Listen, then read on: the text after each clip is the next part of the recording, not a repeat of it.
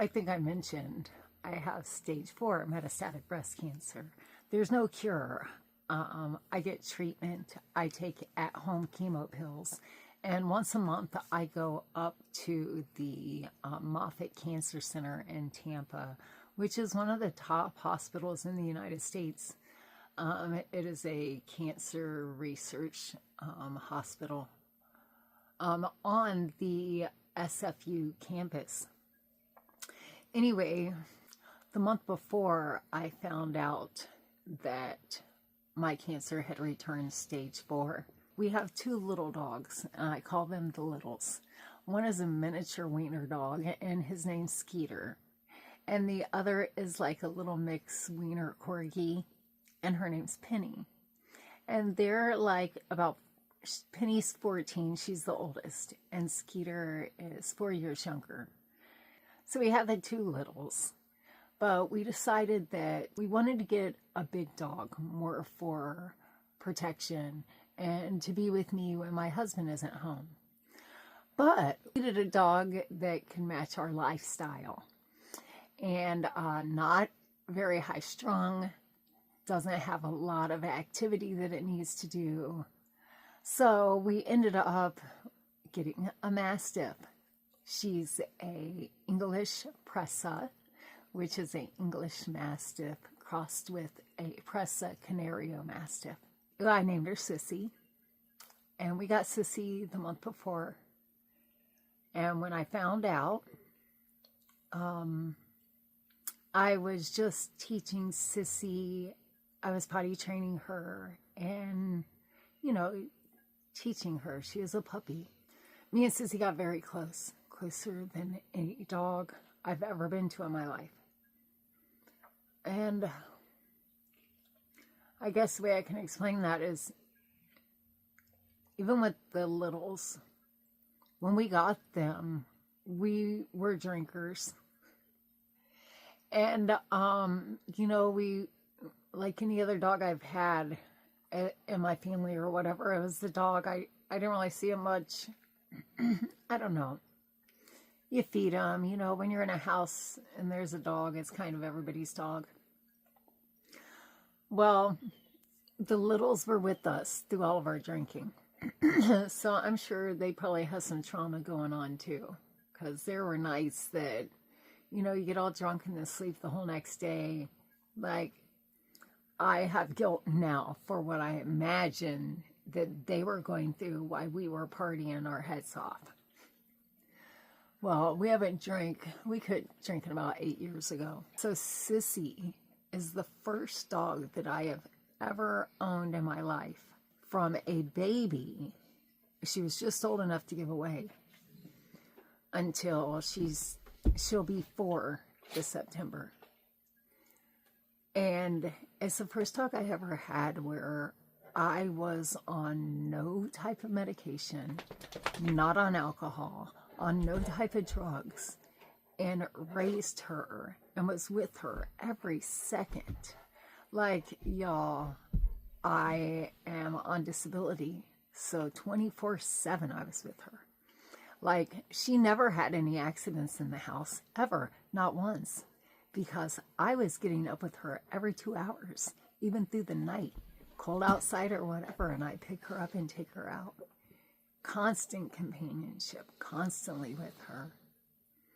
So she's amazing, and I just have never experienced this type of relationship.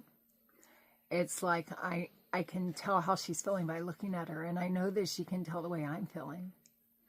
And I'll get more into that later. But I just wanted to talk about Sissy will be 4 in September 27th, my birthday, if she makes it then. Because, for one thing, since she's been a baby, when we got her, she was covered in fleas. She was infested. The guy we got her from he didn't show us the backyard, wouldn't show us the parents. It was real shady looking back, but I wouldn't trade her for nothing. Nothing. But I know a lot better now for the next time that I get a dog. She had allergies. She's allergic to everything in the world. She's been to the dermatologist. She's had 3 rounds of $500 antibiotics. They've run every test on her. And I didn't just want to put her on like a popcorn or some long-term medication because I'm so afraid of other side effects. But for 3 years, when she has a breakout, I would bathe her for a month at a time, every single day. Every morning she got up, I'd wipe her whole body down before she went out. And when she come back in, wipe her whole body down. Like constant care and treatment and hotspot medications. Her skin's turning black from the antibiotic treatment. And we finally decided, look, I want her to be able to go outside and lay in the grass and do what other dogs get to do. And I promised her that we decided, us and her doctor, been her doctor since she's been born, all of our kids' doctor, and they love her so much, that we decided that it's best that if we go ahead and put her on the popcorn, she can have a normal life. And right now, for 3 years, it's been a struggle. Every time, even when I was sick, I was still taking care of her because my husband works. So it's been rough, but it's brought us even closer. So we decided to put her on a popcorn, and I'm happy about it. We get home and I tell her, you know what? Because you got to be on this. As soon as your sores are all healed up from this last outbreak, you'll be able to go outside like all the other dogs and lay in the yard and roll around in the grass and do whatever you want. And then the next day she started limping, her front left leg, and crying out of the blue. So I called the vet and they're like, oh, she could have just... They couldn't get her in for a couple days. They're like, it could be a little tear. They said there's like a little flap in the shoulder. She's holding her left arm. But I've been a massage therapist, which we go over transferred pain. I figured it was most likely in her shoulder, but she was lifting her arm because of her shoulder. And the vet confirmed that that's what it was. And unfortunately, it was not a tear. She has osteocarcinoma. She has bone.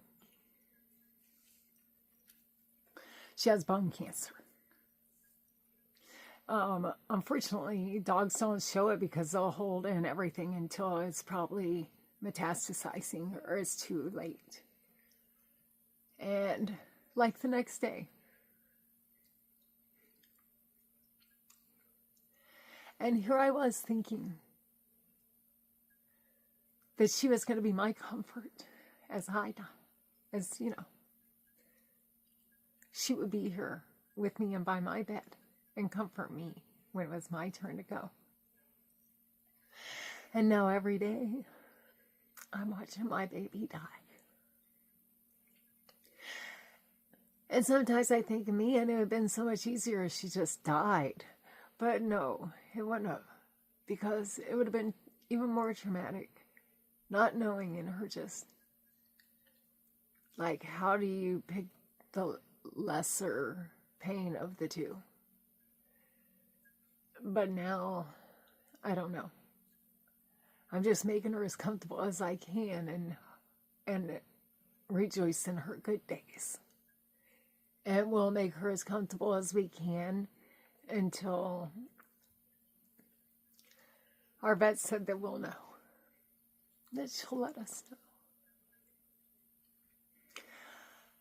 I'm beyond heartbroken. She's the sweetest thing in the world. And I don't mind at all that I'm going through this. But why?